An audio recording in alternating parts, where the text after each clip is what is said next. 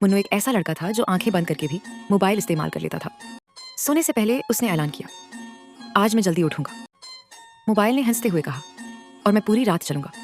मुन्नू ने अलार्म लगाया। सुबह 6 बजे अलार्म बजा। उठ जा, मुन्नू बोला। चुप, मैं ख्वाब में मीटिंग में हूं। अलार्म दोबारा बजा। मुन्नू ने स्नूज दबाया और अलार्म को भी सुला दिया। उसी वक्त तुम ही आए। मुन्नू उठो, सूरज भी निकल आया। मुन्नू बोला, उम्मी, सूरज डेली निकलता है, मैं स्पेशल हूं। उम्मी ने कहा, नाश्ता तैयार है। मुन्नू फौरन बैठ गया। अम्मी, मैं हमेशा से जागा हुआ था।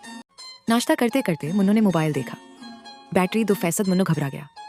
अम्मी, 2% मेरी ताकत खत्म हो रही है। उम्मी ने चार्जर दिया। मुन्नू ने मोबाइल लगाया और खुद फिर से सो गया। बाहर दोस्त आवाज दे रहे थे, चल स्कूल चलें। मुन्नू खिड़की से बोला, आज मैं ऑनलाइन हाजिर हूं।